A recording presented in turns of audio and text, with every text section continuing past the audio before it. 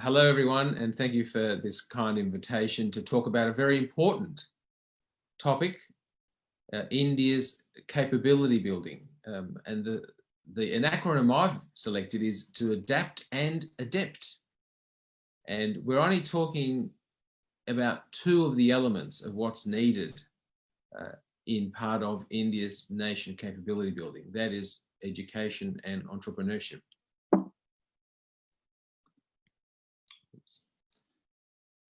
So we've all seen how the pendulum swings, or the cradle here. Many years ago, we were told globalization is the future, and that it doesn't matter if your workforce is displaced from India to Vietnam or Philippines or China, it's part of the common good. However, we've all noticed, and as have we in Australia and my colleagues in Africa, Europe, US, that under the pandemic stress, the integrity of globalization hasn't worked or needs fine-tuning. Now, what I would say is that the global development seeks equilibrium with national interests. And this is the stage we're at. And we can see on this slide your Prime Minister talking about 5 pillars of self-reliance. And on the other corner of the slide, one of the key institutional proponents of globalization talking about we need a reset. We acknowledge the current model is not working.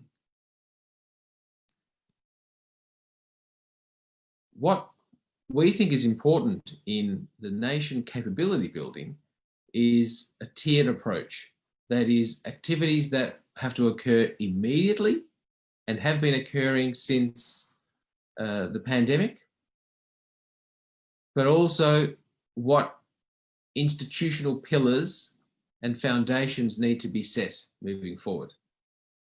So for the short-term transformation, what I wanted to focus on is one of the platform market providers which the conference organiser, SAIARD, has successfully built, which touches both local and international environments across education, entrepreneurship, and other environments. The second stream, building resilient value chains in education, entrepreneurship, rebuilding the multi-stakeholder partnerships, as well as looking at social innovation, an area which the Indian consciousness trumps the Google consciousness and has been a strength for millennia.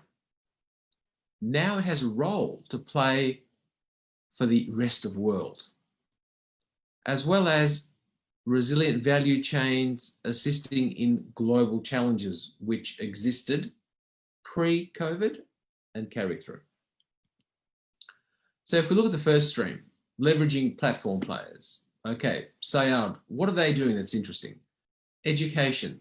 They're providing a simple mechanism of education as well as complex links with education to what we're hearing is the future in some tertiary environments called micro-credentialing, where people will attend an institution in order to qualify for a very small particular field and then be immediately employable.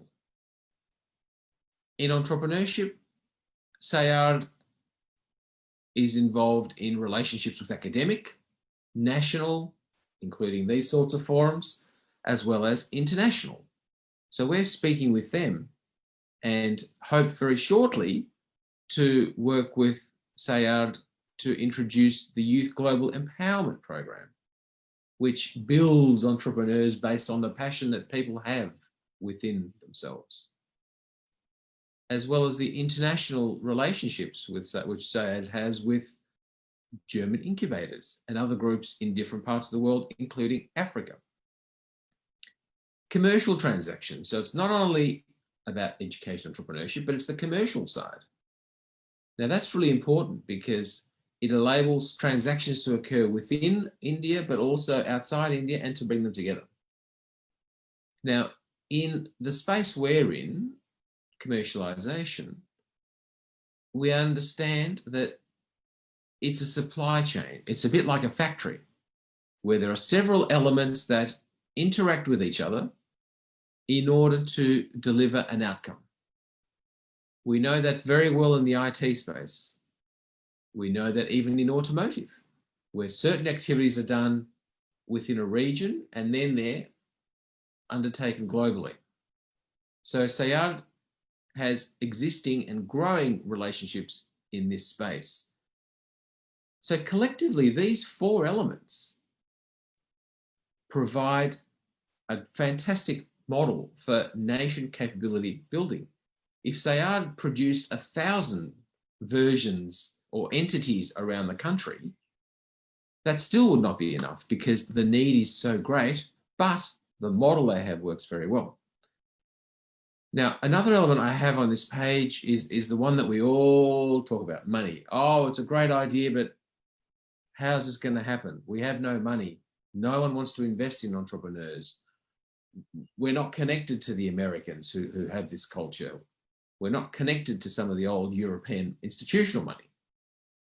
Well, let me tell you now, there is a huge amount of money available. It's plentiful and available now. It can't invest in real estate because the real estate returns have dropped as people are having financial issues. It can't invest in the stock market, but because again, that's fragmented. No one knows what's going to go on. They're looking for financing a sustainable recovery. And this is what the point of this program wants to achieve. The creation of sustainable programs coming from innovation and creativity to solve post-COVID needs as well as existing needs. And the money is from foreign and national sources seeking growth. So I know it's easy for me to say this, but the financial global community is in big trouble because they have more money than they've ever had and they don't know where it's going to grow. And as I've said repeatedly in our organization and to other groups, money is agnostic. It's just looking for somewhere to grow. So by creating the model that the Prime Minister is talking about, there will be a lot more money flowing in from India as well as international sources. So what we have here is obviously the center of the world being India, but no, that joke aside, we have the fact that SAIARD operates within their local jurisdiction geography. And what it does then is interconnects with other supply chain providers, the innovators, the financiers, the developers of projects, the commercialization, the international market. And that is a wonderful model to replicate across hundreds of projects in the country. Now, however, because this is a global opportunity, then the SAIARDs of this world interact with the equivalent globally because there are global environments that need assistance as well and need to take projects, whether you're developing a new car, whether you're developing solar projects, renewable energy, academic online learning projects. You then need to be able to commercialize that to a global platform. So what the global community can do is interact with organizations like SAIARD and say, right, you're able to package and prepare a project to a particular stage. Fantastic. We are part of the ex-India global environment and commercialize that and provide value back into India as well. So stream 2, education. What do we need? We need more technical depth for students. They need to understand STEM and the fundamentals of science rather than some of the other disciplines. And this is not an issue for India. It's an issue across the globe. We all know that STEM students have sharply decreased. Yet, when you're building a bridge, a new medicine, agricultural technology, engineering technology, you need to understand the science before you can connect your vision and your big values. And I'm pleased to see that Rania Lampu will be speaking tomorrow because she has a fascinating way of building excitement in the young children through education and her model. And I'd love to take that globally. It's really impressive. I think for India, this is ideal as well. Reasoning and questioning, flourishing of creativity and innovation. That is part of our core Youth Global Empowerment Program, headed by Dr. Ria Ertz, where it's all about extracting the passion and then exciting it to come up with creative projects and innovation. In the West, this is dampened substantially through mediocrity in learning and collaborative environments seeking mediocrity, and innovation and creativity is rarely on the platform as a requirement for children. That needs to be front and center. But of course, you've got to have your underpinning of depth of understanding science. Lateral thinking and problem solving. India is really good at that.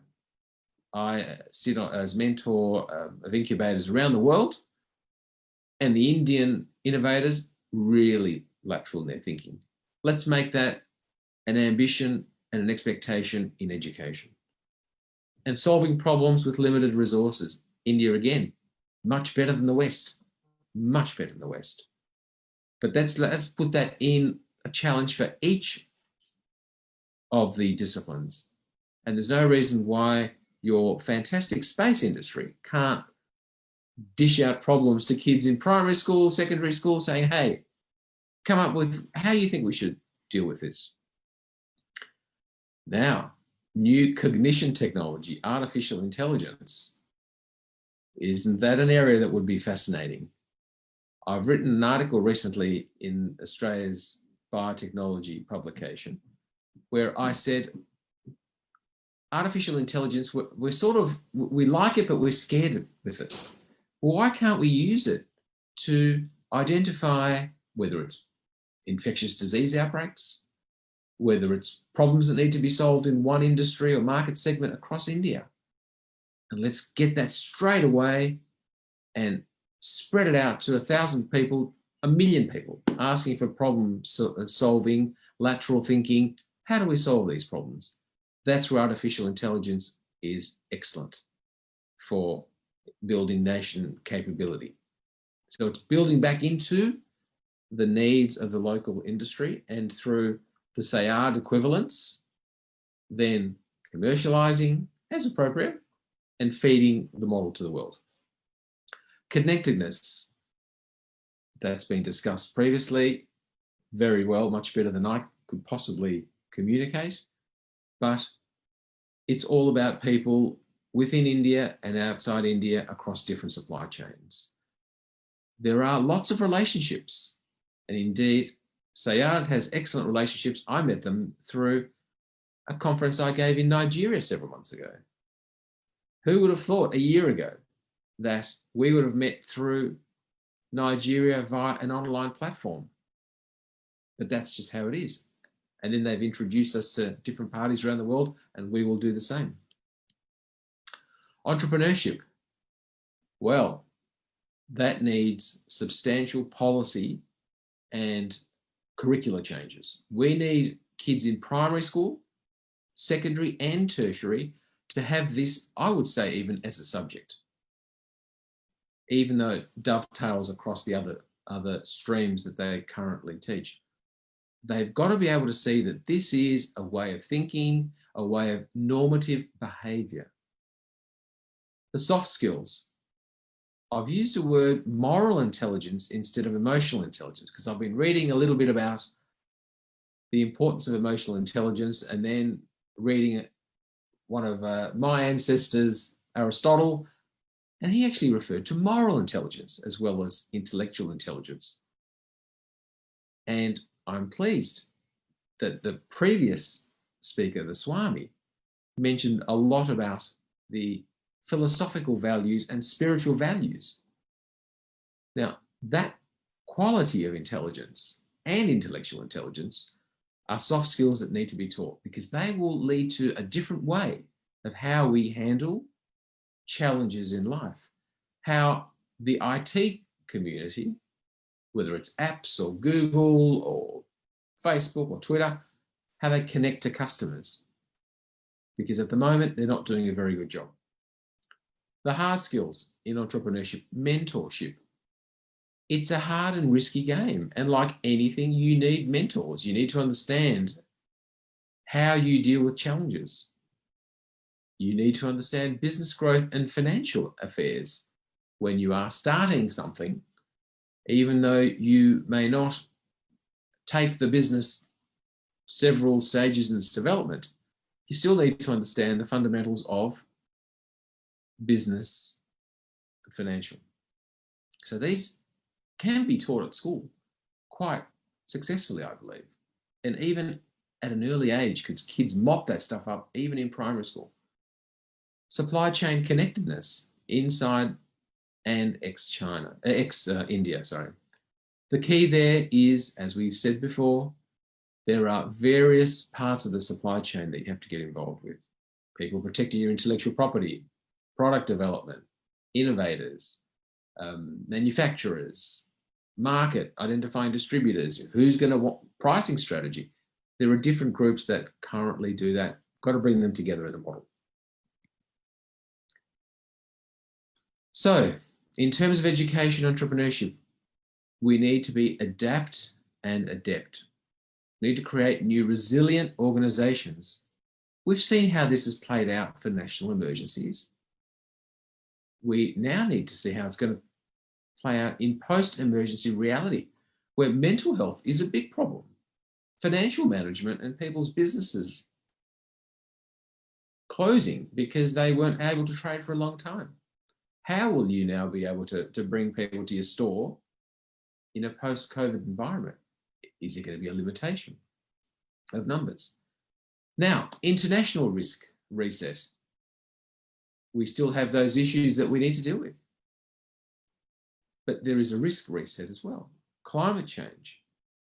There's a lot of pollution that is being emitted every day, including production of plastics that aren't recycled, even if they are recycled.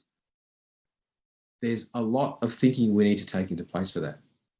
Now, tooling the next two generation of workers and philosophers. Now, there's a term you won't see very often in business presentation, but in this forum, from what we've heard to date, this is the key.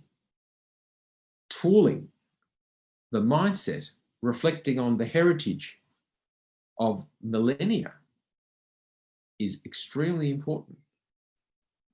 We should be able to come up with ways for peace building, not just locally with countries surrounding India, but across the world. Human dignity and wealth disparity. We're all told about how the wealth disparity is getting worse and worse.